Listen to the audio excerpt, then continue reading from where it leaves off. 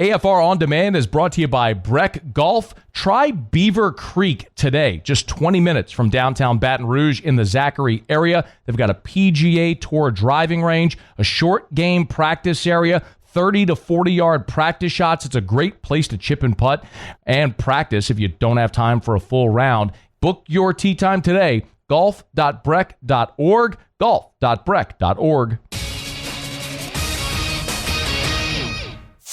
Matt Moscona. I'm very important. After further review. Say it one more time. After further review with Matt Moscona. And here we go. Live from the Mercedes-Benz of Baton Rouge studio. Let's ride! Woo!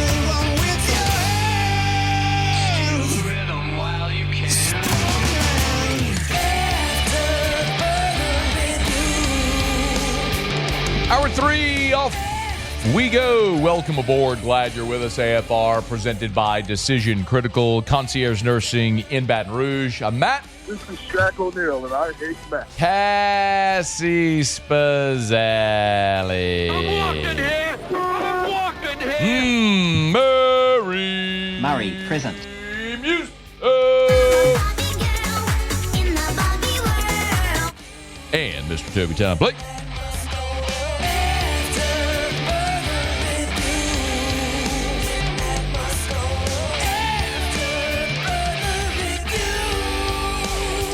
All right, we're here. Glad you are as well. 5 o'clock quitting time. Glad you are driving home with us. Jimmy will be here for Otterlocks. Otterlocks, by the way, are already posted at louisianasports.net if you want them for free. So there has been a gigantic point of contention among fans who have listened to all of our practice reports, not just mine, but the collective media practice reports, where the defense in the first week has very clearly had an upper hand in team period over the offense. Figured, let's call Darry Beckwith and get his opinion on this. Former All-SEC linebacker, good enough to hang out with us for a couple of minutes here. Beast, how are you, man? I'm doing good, Matt. How are you? Man, I'm doing awesome. Defense has kind of overwhelmed the offense in team period so far. A weekend, what, if anything, do you make of it? I think typically when you go into fall camp, the defense is always ahead of the offense historically, just because offensively they have a lot more schemes and a lot more things to kind of get in place. And defensively, kind of running around and making plays. So I don't buy a lot into it. It's still early in the process with just 1 week of camp. They have a long ways to go. But it is refreshing to know that the tune from last year is a lot different. Yeah. I know last year the defense was getting burnt on one-on-ones. They were getting burnt in 7-on-7. They was getting burnt when they went into the locker room. So it was never a good feeling last year hearing this defense. But now seeing them coming along and the transfer guys that they got into the portal are making plays, it's good to hear. And eventually the offense will catch up. So it's always a positive when you see the defense that go out there dominating. Yeah, man. 2023, Darry, was, oh boy. I mean, that was from the first day of practice. You knew Jaden Daniels and those receivers were really good, but that defense was atrocious. You could just tell. It's a 180 right now. Do you have any concerns about the offensive line struggling with this defensive front? I think I have concerns early on. I do believe this offensive line collectively is more talented than it was last year. The issue is this. Our offensive line has to have cohesion and continuity. These guys haven't played together at all. You have a couple guys that transferred. You had the guy from Virginia Tech, other guy from Northwestern, and then you plug in new starters. They are talented, they are physical, and they are athletic, but I don't want people to get in a panic early on if they do struggle running the football, because it's going to take time for these guys to gel together and be on one accord. It's not like you can just throw them out there and, look, we'll be able to rush for 250 yards the first game, especially going against the defense like Clemson, and obviously they have two deep tackles that are all world projected, top draft picks. So I do believe this O-lineman will come along. It's just going to take some time, but I do believe they will get it together. And I think from last year, they have a lot of pride because we couldn't run the ball versus Salt last year. So I do believe that's going to be a point this year to make sure we run the football, because now that you're in this 12-team playoff, I know everybody's depending on Nussmeier to throw the ball around. But let me tell you something. It always goes back to the old tradition of football. You have to play defense and stop the run. And offensively, you have to be able to run the ball to keep the defense honest. Hey, Darry, was there a year that you can remember in fall camp where it was maybe something similar where the defense really had the upper hand early, but then the offense kind of came along? I think every year, honestly, that I was at LSU, the defense always had the upper hand. I was fortunate enough to play with some studs on defense like Glenn Dorsey and LaRon Landry and Tyson Jackson and Chevy Jackson, Craig Spelt. I mean, the list goes on and on. So early on in camp, the defense always had the upper hand. And then later in camp, the offense would kind of start making some plays and get things going. But defensively, it's like when you go against the same offense every day, Matt, you know what they're going to run. Like I knew when Jacob Hess was in the shotgun with Matt Flynn, and they're in the pistol, that they were going to run speed option to the short side of the field. So I just keep that way and act like I made a spectacular play, but I already knew it was coming. So I think people have to kind of calm down when it comes to that. You're seeing the same offense every single day, and so defensively you're reacting. So defensively you can kind of cheat to the A gap or cheat outside a little bit to make a play.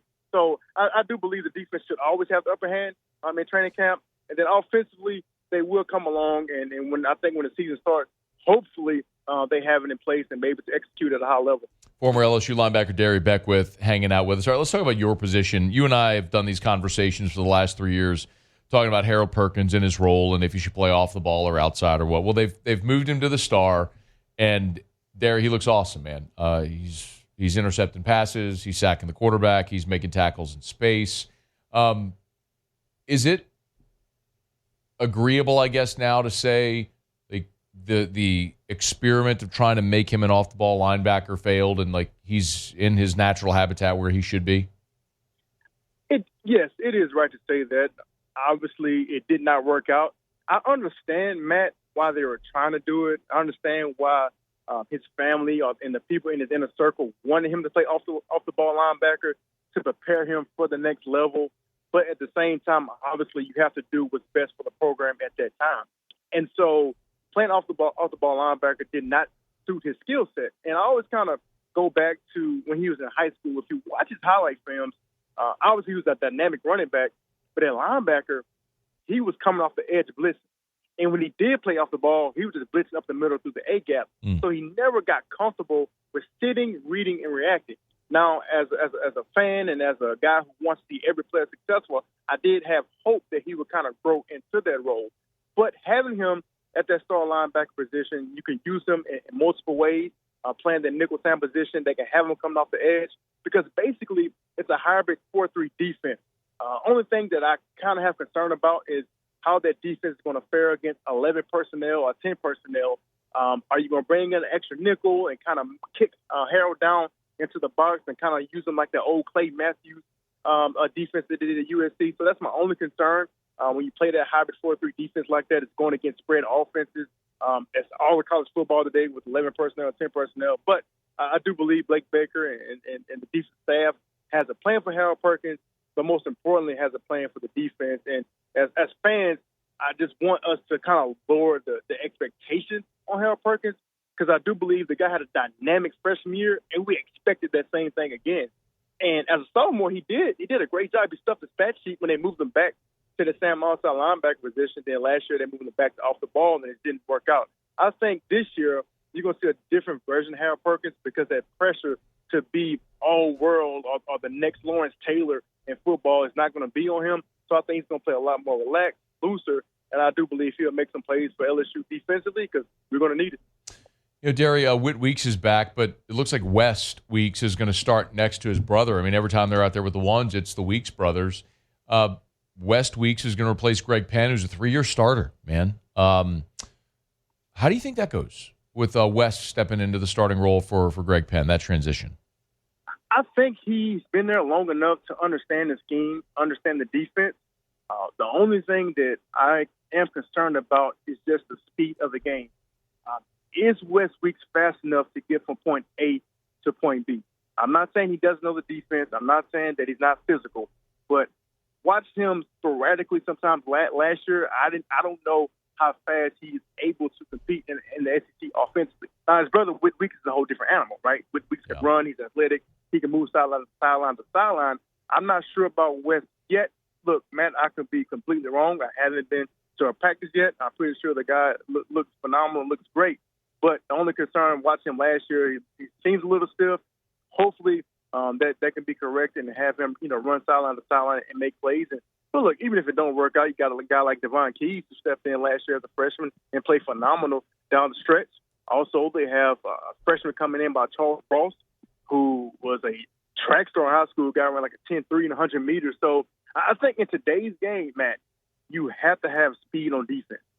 If you do not have speed on defense, you are not going to be successful. And that's something that LSU has to get back to, is when you step on the field, you see guys flying around. You saw bits and pieces of it last year, but they need to take that step forward. When you watch this LSU defense, you know it's different. It's in a whole different level. So that's what I want to see. I want to see guys flying around, making plays, and having fun.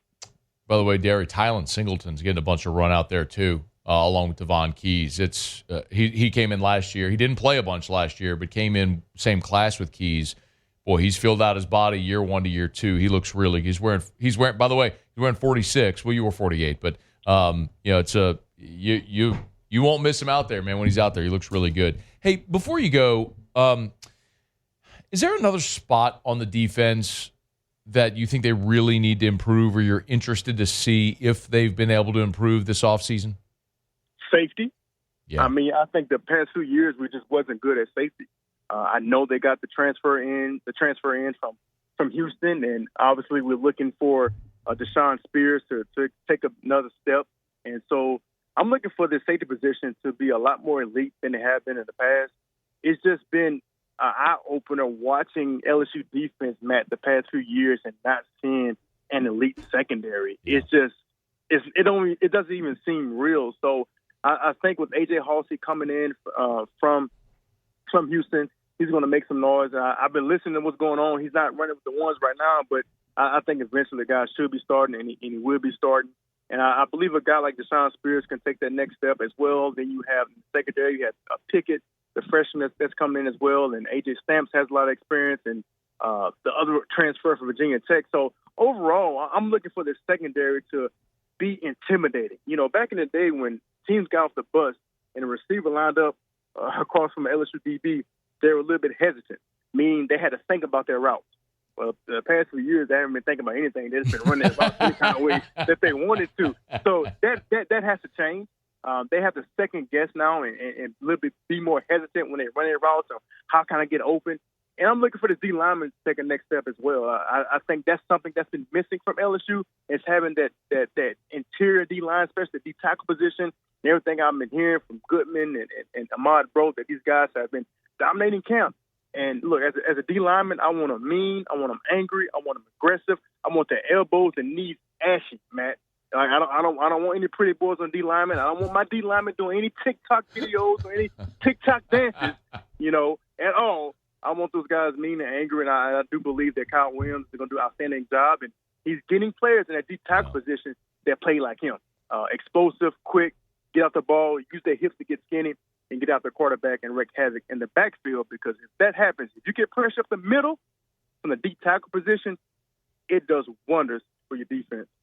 Hey, Darry, I'd love to have you back if you get a chance to go watch him at practice. I'd love to get your thoughts after that, because I'm going to tell you this much, man. I've been going to practices for 19 years now. This is how it's supposed to look. I'm not saying this is the greatest defense you've ever seen. I'm just telling you it's how it's supposed to look. It feels like they've got the influx of talent. They finally got some dudes there again, and you can rest assured that they're going to be better, much better than they've been the last 2 years on defense. So we'll see how far it can carry. Darry Beckwith, hey man, we always appreciate the time, Beast. Thank you. All right, thank you, man. Have a good one, brother. Be well. You do the very same. It's After Further Review. We're brought to you by South Point Volkswagen and SouthPointVW.com. New and certified pre-owned in Baton Rouge and online at SouthPointVW.com. That's SouthPointVW.com. Remember, I tell you all the time, you go to the website, you want to search their inventory. If it's on the lot, it's online at SouthPointVW.com. You go search the used inventory. It's all right there. All different models, all different makes and models, not just Volkswagens. Yeah, they got pre-owned Volkswagens, but you go in there, man, you trade in your Volkswagen, or you trade in your vehicle to buy a new Volkswagen. Of course, they got a great pre-owned selection. So, yes, a great selection of pre-owned Volkswagens, but all different makes and models. You can shop them right now at SouthPointVW.com, SouthPointVW.com. Go to the website, see all the great deals that they got, like a 36-month lease right now on a Tiguan S 2025 for $299 a month. It's at southpointvw.com. South Point Volkswagen, what's your direction? All right, it's after further review. We are glad to have you hanging out with us here. We will get to an update on Jase Mathews. Tomorrow is announcement date for Jase Mathews. 5-star receiver. LSU will have a hat on the table. Tigers could bolster this class even further. But also, I'm glad we talked to Darry, and we're talking linebackers, because West Weeks talked to reporters earlier in fall camp as well. I want to revisit some of what he said, including Perk and Witt playing together and being healthy, and West having the opportunity in year 2 under Blake Baker, and asked about Devon Keys in that room. So you got a veteran guy in his 5th year, giving you dish in a little bit here on what it's going to be like this year for the LSU Tigers and that defense. So we'll get to that as we continue here on AFR. AFR. Remember, if you want to feel like your younger self, our friends over at Goodwood Men's Sexual Wellness can help. Strongly encourage you to do it, man. Schedule that consultation. Just go in there. Take your lunch break one day, schedule a consultation, go sit down and meet with Gabe. Have that conversation. Let him do the blood draw. I mean, you should do it. Everyone, you should do your blood panels every 6 months anyway, at least annually if you're not doing it biannually. Yourgoodwood.com, yourgoodwood.com. You want to feel better? Why wouldn't you? It's safe. It's affordable. Lowest prices, never any contracts. Hormone replacement therapy, they can help. Maybe you're battling an injury. BPC 157 could be the miracle that gets you feeling better. Could be. Go for a consultation and see. Learn more about NAD plus therapy. It's literally making your cellular biology younger. Yourgoodwood.com. After further review with Matt Moscona, presented by Decision Critical Concierge Nursing. Healthcare for your lifestyle. Learn more at decisioncriticalbr.com.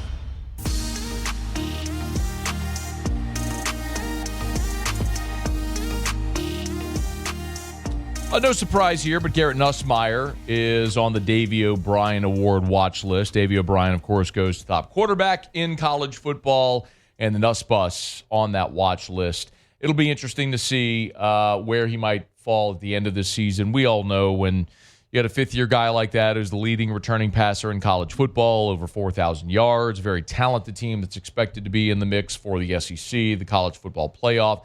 If all those team goals fall into place, Nuss's statistics would naturally follow. That will have to go hand in hand. And if that's the case, he'll be up for all those awards. The Heisman, the Davey O'Brien, Maxwell, everything. So it could be a banner year for Garrett Nussmeier. You walk into football ops, and I understand most LSU fans may never have the opportunity to walk into football ops, but when you walk into the football operations building, and you look immediately to the right, that's the trophy room where they've got the Heisman trophies and all of the national awards. And Garrett Nussmeier could very well be adding to that trophy case for LSU after the 2025 season. And he's up for the Davey O'Brien. We'll see if he's able to do it. But a big part of this team, naturally, is going to be the defensive progress. I think for all the angst and the conversation about the offensive line, I'm glad we had Darry Beckwith with us, because it's one thing if I say it. It's another when you hear Darry say it. It's true.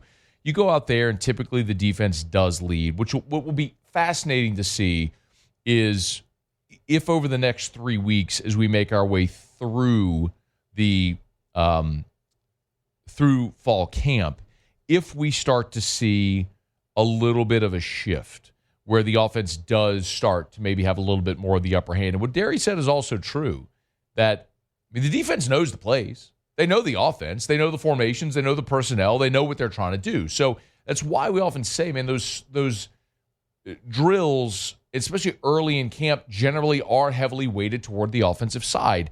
And I know, I look at the show text line and my Twitter, and a lot of people asking those questions about the offensive line and the concern that people have about it. And I don't disagree that it's a question. I mean, you're replacing 5 starters on the offensive line. So, I mean, DJ Chester's back, but he's going to be in a new spot. So I do understand. I mean, it's a gigantic question mark, and I'm not so naive as to think it's just going to be hunky-dory, plug-and-play, go. But I do look at Josh Thompson, who started the last 2 years at Northwestern. You started with Braylon Moore at center, who is locked into that role and has been really good so far in fall camp. Chester's in his natural spot. Both of your guards, or your tackles rather, are talented players who have won some one-on-ones and have been really good. It's just a matter of getting these guys to play better. I wish like crazy that they had a week 0 game, that they had an Old Dominion in week 1 or something like that before they had to go to Clemson to iron out some of these issues. I remember Brian Kelly's first ever game at LSU against Florida State. Garrett Dellinger was your starting center in that game in the Dome. He had never played center before, never played center after. Charles Turner took the job after that, never gave it up. So it's like you look and you go, okay, I mean, you go with what you think is best, but you're only going to learn certain things when you actually have trial by fire. But the great thing about this team is it's not just young, talented players, it's veterans. Braylon Moore started for 2 years at Virginia Tech. Josh Thompson started for 2 years at Northwestern. You have a 13-game starter there in DJ Chester. You could look all around that offense. A fifth-year quarterback, wide receivers who have tons of experience in the SEC and in the power levels. That's just on the offensive side. We're not even talking about the defense yet. So I just believe they're in a different spot than you go back to Florida State, where you did have a true freshman starting at left tackle. You had a center who had never played the position before. You were trying to figure out, is Miles Frazier a guard or a tackle when he was coming in as a second-year player. So it's a dramatically different reality when you got all these guys with this much experience. And it's why I think whenever they go to Clemson in that opener, I think they're going to lean heavily on the veteran players as starters. I think back to last year when they opened up against Southern Cal, and it's weird to think of this, but your starting corners in that game were Ashton Stamps and Sage Ryan. Remember, Zy Alexander wasn't back yet from the torn ACL. They started Sage Ryan at cornerback, and they started Jordan Gilbert at safety. And they did it because they just wanted to get as much experience on the field as possible because they were playing a really good opponent. So they didn't want to put a young guy out there like Deshaun Spears and have him really struggle. And so they went with veteran players. And the next week, Sage Ryan was back at safety. And then you brought Zy Alexander along more at cornerback. So I look at this team going to play at Clemson. That's why I think A.J. Halsey and Jordan Gilbert are probably going to start at safety. Or A.J. Halsey and Tamarcus Cooley, guys that have played a ton. I mean, Jordan Gilbert's played in 40 career games. A.J. Halsey's played in 36 career games. Ashton Stamps is a 3-year player. Mansour Delane's a 2-year starter at Virginia Tech. Like, all the guys that have played a ton of football, that are 20, 21, 22 years old, that have played in 20, 30, 40 collegiate games, they're just not going to be overwhelmed by the environment at Clemson. I'm not saying Clemson isn't a great environment. It is. I'm just saying when you've been on the road in the swamp and at Alabama, and you've been in these games before on the road, going on the road is something you've done before. It's not going to be a first experience like it would be for, say, DJ Pickett or Deshaun Spears, who's been on the team but might be starting for the first time if you put him back there. That's the only point I would make about about playing these veterans. And there was another one that I had, and I do want to address this because I got a text from a guy named Andy who was asking about Bernard Gooden. And he said, I'm summarizing, but he said, Bernard Gooden's been tearing it up in camp, but he's worried because the performance is more of an indictment on the guard play because Gooden was never all conference in the American. And that's true. He wasn't all conference in the American Athletic Conference. But remember Bernard Gooden's path to LSU. He started at Wake Forest. And again, if I go look at Bernard Gooden's recruiting profile, and this is the same conversation I've been having about A.J. Halsey. Like, it's why something like, while I like the blue chip ratio a lot and what it means, it's hard to apply it to someone like A.J. Halsey because Halsey was the nationally ranked number 1,513 player. The recruiting services didn't think anything of him. He went to New Mexico, was an immediate starter, then 2 years at Houston. He's been a 3-year starter and is a great player, but the recruiting rankings don't think anything of him, so things like blue chip ratio don't lend in your favor. But you have a guy that's continued to get better, is a really good player now, as a 21, 22-year-old. Well, I look at Bernard Gooden, and nationally, when he came out of Park Crossing High in Montgomery, Alabama, he was nationally ranked number 1,136 in the composite. They didn't think anything of him. And so he goes to Wake Forest, and he plays in 12 games with no starts and makes 7 tackles. And then in his second year, he transfers to South Florida, and he had eligibility things going on there. So he only played in 2 games, but didn't play any beyond that. Then he comes back to South Florida last year in his 3rd season in college, and he starts 11 times, has 10 TFLs, 1.5 sacks, recovers a couple of fumbles, breaks up a couple of passes. Like, he became a really active player in his 3rd year in school, his 2nd year at South Florida. Well, now he's another year older, another year more mature. He's played in 27 games. He had double-digit TFLs last year. Isn't it natural to assume he could take another step with another year of progress and development? I don't care that he wasn't all American athletic last year. What I care is he had double-digit TFLs. He's an impactful interior player, and he gives you depth in another rotational piece at a position where you weren't very good a year ago. So I think sometimes we just have to reframe that conversation where we're thinking about it in our mind and how this evolution takes place throughout the course of an offseason, a fall camp, and then through the season as well. Again, the real challenge for LSU is just you don't get to dip your toe in the water. Like, you are just cannonballing into the deep end, taking a true road game against a top 10 team. And you got to be ready to go, and it's why I think they're going to play these veteran guys a lot because, like, Jack Pyburn's a 3-year player in the SEC at Florida. Patrick Payton's been at Florida State and has played in massive games, was on an undefeated team at Florida State. Like, all these guys that have been in those battles before, been through the fires, they're going to be more ready to go come September or August the 30th at Clemson. And then you get another week at home against Tech to figure some things out before you welcome Florida in. And then that's when you should see this team hit its stride. We'll see if it's good enough in week 1. All right, it's After Further Review. I'm glad to have you hanging out with us here. Love telling you about First South Farm Credit. If you're thinking of buying land, your first call should be to First South Farm Credit. You can always go to firstsouthland.com, firstsouthland.com. Since 1916, y'all, First South Farm Credit has done one thing: help Louisianians buy land. So if you think you're going to be in the market for land, maybe you want that investment property, First South Farm Credit. Maybe you want 100 acres to build your family's dream home, First South Farm Credit. Maybe you want the 1,000 acres for agriculture, the 200 acres for your hunting property in Mississippi. Your first call should be to First South Farm Credit. firstsouthland.com. That's firstsouthland.com. Go to the website and get all the contact information. You can learn more to explore that rural lifestyle at First South Farm Credit. Your first call should be to First South Farm Credit. firstsouthland.com.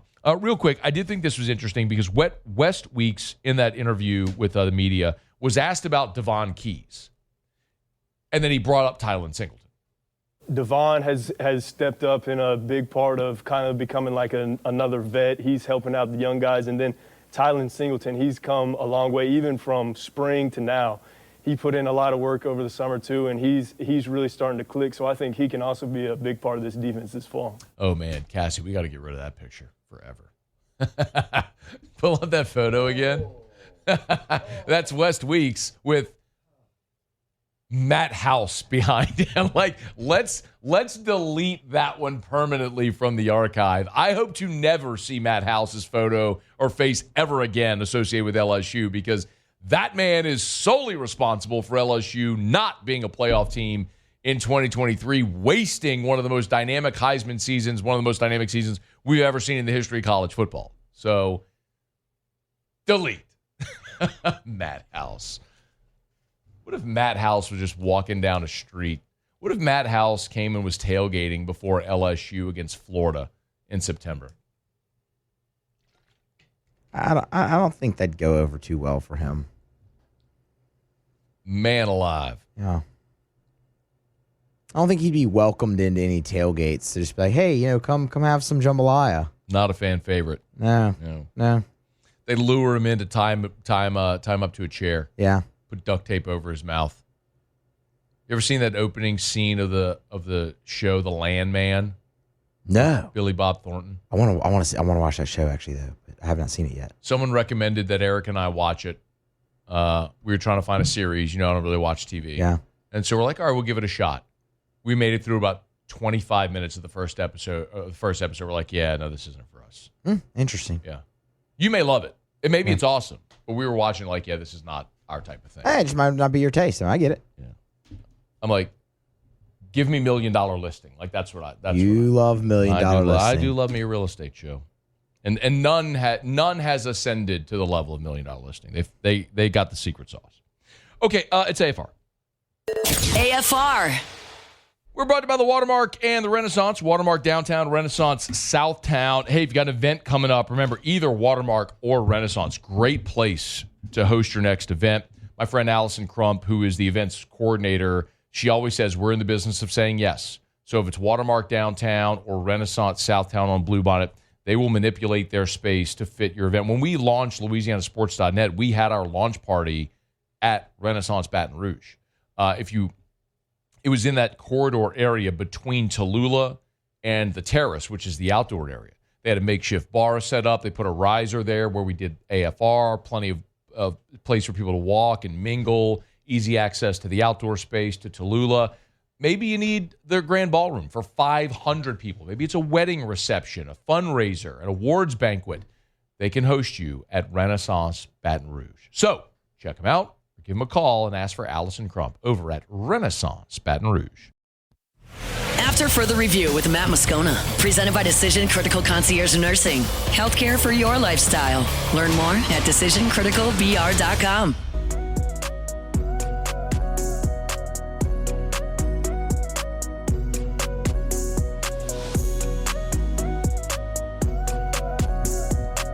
Friday is decision day for Jase Mathews. If you're not familiar, we've been talking about Jase Mathews for months here now on AFR. Back on July 29th, Shea Dixon from On3 was here on the show. This is what Shea said back on July 29th about LSU's chances of landing Mathews. I think Auburn has always been considered the favorite. Derek Nix, who played at Southern Miss, coached at Ole Miss for a long time. He had recruited him to Ole Miss as an in-state guy, and then joined that staff a year ago. Deuce Knight, who also is committed to Auburn, already signed. Those two are good friends. But LSU, Tristan Keys, all the commits I listed from Mississippi, they've been on him. LSU's been on him heavily, and he's talked up LSU in a big way. And I think that pairing him and Tristan Keys together, if you can get the number 1 and 2 receivers in the country, that's an unbelievable deal, let alone if they were from a border state, and you've already got the 2 best Louisiana receivers committed. So some might say pipe dream. I think more realistic than people realize. All right, so Shea said back, that was July 29th, that maybe a little more realistic. Mathews, if you're not familiar, is a 4-star in the composite or the Rivals industry ranking. He's the number 83 overall player, the 9th best receiver in the country. But what Shea was alluding to there is in the Rivals rankings. Remember, On3 bought Rivals, so they've now combined. In the Rivals ranking, they rank Mathews the number 17 overall player in the country and the number 2 receiver behind only Tristan Keys. So in the eyes of the Rivals scouts, they would look at Tristan Keys number 1, Jase Mathews number 2. There's a chance LSU could land with the top 2 receivers in the country. Now, for what it's worth, it's rare that you see a gap like this. Rivals has Mathews the number 17 overall prospect in the country if you look at these industry rankings. So Rivals has him number 17. 24/7 has him 191. ESPN has him 234. It's a massive gap among them. But Rivals loves him. LSU wants him. It's an LSU-Auburn battle, and Jase Mathews is set to announce on Friday. One more from Shea, and this was just earlier this week when Shea was with us on Tuesday with the latest on Jase Mathews. I got a text from a source not 5 minutes after Deuce went public that said, all eyes on Jase Mathews now. So he commits on Friday. He is the number 2 receiver on Rivals right now. The number 1 receiver is Tristan Keys, who is already committed to LSU. So can you add to that class with a guy like Jase Mathews? They're going up against Auburn, A&M, Ole Miss there, an in-state team. He's a Mississippi kid, but border state who most people I feel will probably pick between LSU, Auburn. So picking between LSU and Auburn for whatever it's worth with Jase Mathews. When you look at that offer list, it's an 88.1% in the Rivals recruiting prediction machine, 88.1% odds for Auburn. Ole Miss at 5.2%, then LSU at 1.7%, A&M at 1.4%, Mississippi State at 1.4%. But it's worth noting But Oregon was the heavy favorite for Deuce Gerald's last week. And then, of course, he ended up popping for LSU, and a lot of those late predictions started coming in for the Tigers. So we'll find out on Friday with Jase Mathews what he's going to do. AFR is brought to you by Shaw Bills Tire and Auto Service, ShawBillsTire.com, with locations all over South Louisiana. Name brand tires at wholesale prices. You can always check them out online at ShawBillsTire.com, ShawBillsTire.com. Hit the promotions tab at the top of the website. They do an amazing job of listing their promotions every time they get them. Every promotion is there at the website, so you can learn more about what promotions they have, how you can save over at Shaw Bills. So ShawBillsTire.com, ShawBillsTire.com. Always great deals where they'll work hard to get the manufacturer's offer with their own in-house offer to make sure that they get you the best deal possible. And you can always ask about the Shaw Bills credit card, where when you use the Shaw Bills credit card, you'll always get $50 off your first purchase. So effectively, when you use your Shaw Bills credit card for the first time to see you get an oil change, boom, it's like having a free oil change. It's at Shaw Bills. ShawBillsTire.com. Shaw Bills, where we keep you rolling. All right, as after further review, we are glad to have you hanging out with us here. The New Orleans Saints are set to be on the practice field here in about 17 minutes from right now out in L.A. Ross Jackson is there. He was with us in hour one. If you missed that conversation, highly recommend you go back and check it out. We talked with Ross about what to expect in these practices in L.A. and in the first preseason game on Sunday against the Chargers, sort of who have been the winners up until this point and who were maybe those with the most to gain. There's always players who seemingly pop in training camp, but the preseason games tend to be sort of the tiebreakers, so to speak. So a lot of interesting position battles out there, not the least of which running back, cornerback, safety. So we'll see what may happen. But he also brought up a very interesting point about Isaiah Foskey. And Isaiah Foskey is wading into dangerous territory right there with Stanley Jean-Baptiste as a second-round pick who amounted to Jack Squaw. Stanley Jean-Baptiste didn't play at all his rookie year and then was cut before his second year. Now, Foskey's going into his third year, but this is one of those things when you start to see 53-man roster projections, Foskey may very well not be on it. You're beyond the point now of holding on to a guy just because of where you picked him. And this is a new coaching staff that did not draft this player. And the guys they've brought in may fit better with what they're looking to do. And if it's truly merit-based, Foskey's got to go earn a roster spot. And to this point, it has been crickets around Isaiah Foskey in training camp. So one to watch as the Saints hit the preseason field for the first time on Sunday against the Chargers. Okay, it's after further review. We'll now got our final break of the show. We're brought to you by Decision Critical Concierge Nursing in Baton Rouge, DecisionCriticalBR.com. Hey, remember, they also have therapeutic phlebotomy. Men who are on hormone therapy, a lot of time you have to give blood to keep your red blood cell count down. If that's you, they can come to your home or your office. If you don't want to schedule a blood donation, have to go to a blood center, all that stuff, they'll come to you. Home or office, takes less than 30 minutes, boom, knock it out. Decision Critical offers therapeutic phlebotomy, so check it out. Learn more, DecisionCriticalBR.com, DecisionCriticalBR.com. Okay, final break. Otterlocks next. AFR. If you're thinking of selling your home, man, stop waiting on the sidelines. The market is competitive, and the right realtor can make all the difference. That's why I have told people since 2011 to call Darren James. I'm going to give you Darren's cell phone number, so get it ready. I'll give you the cell phone number in just a second. Darren's the guy I trust. He's local. He's got the stats to back it up. Darren knows how to win and how to get your home sold fast. And your home isn't just going to hit the market. Darren makes sure it hits the highlight reel across all his social platforms, all of his different technology, agent225.com. Darren has pro-level marketing experience to make sure your home gets seen and gets sold. So give him a call. 335-7666, 335-7666, 335-7666 for Darren James. Think real estate, think Darren James. After further review with Matt Moscona, presented by Decision Critical Concierge Nursing. Healthcare for your lifestyle. Learn more at DecisionCriticalBR.com.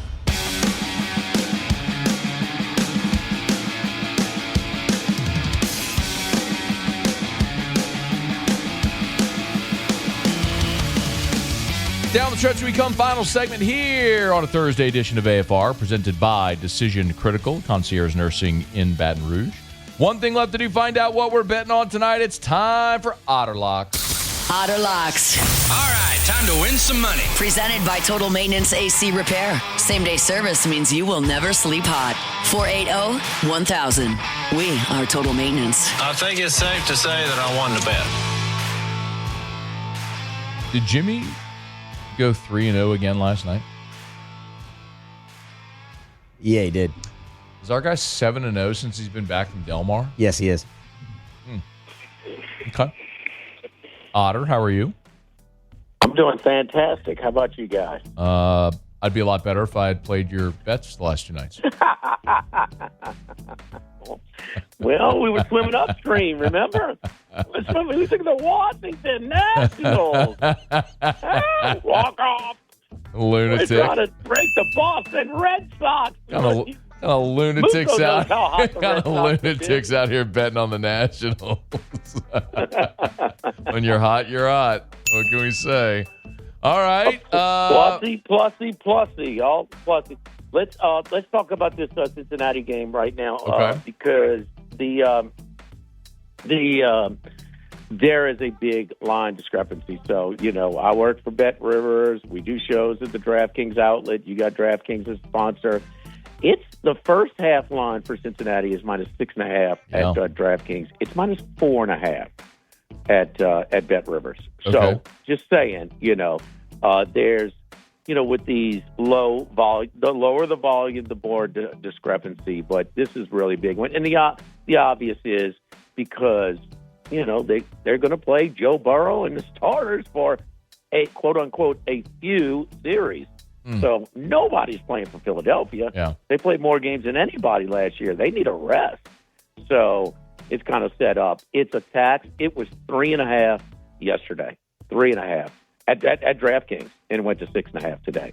So okay. Don't lay 7. I will lay 6.5. I'd advise to shop, but sure. we're taking the Bengals. I mean, if they're playing these guys, they're not. They don't want to go out there and just half-ass it. I mean, I just think that this is there's levels of emphasis on competing in preseason, and then there's this. Yeah. This is as strong as it gets. Burrow's the second choice to win MVP this year. All right. Odds on. So Bengals first half minus shop for it, but 4.5 at Bet Rivers, 6.5 at DraftKings. there you go. All okay. right. And all right, the other game is the Ravens. Ravens won 19 in a row. Now they lost their last 4 out of 5 in preseason. But this line is just moving way too much. We know about the quarterback battle. Anthony Richardson will play the first quarter and a half, and then Daniel Jones will finish out the half. Then they'll play all their backups. But we think that this is just a little bit too much, and we're going to go the other side. And that's one thing Randy McKay said. There was a few games he targeted this window where it was a little bit too much. This line has moved like 5.5 points itself as well. So we're going to take Baltimore plus the 6.5. One baseball, let's keep it going. Well, we don't have a plus price tonight. We've got to lay some money tonight. All 3 of our picks were plus price, so that was good last night. But Yuri Perez, the Miami Marlins against the Braves. Braves, and as they should, Braves think they're going to compete for the World Series every year. It's not happening. I mean, it is. They are just kind of phoning it in, some of the veterans. We're going to take Yuri Perez. He has been on fire. He's one of the big reasons that Miami has the second best record in the last 2 months. We're going to say that was minus 138 earlier when I gave it to Hunt. It's at DraftKings. It's $1.32 right now. It's a little bit better. There you price. go. Yeah, a little there bit you better go. price. So, all right. On it. Don't be a moron. Don't be a moron. Bet more on it. Bengals first half laying 6.5. Ravens or 4.5. Shop it. Ravens plus 6.5.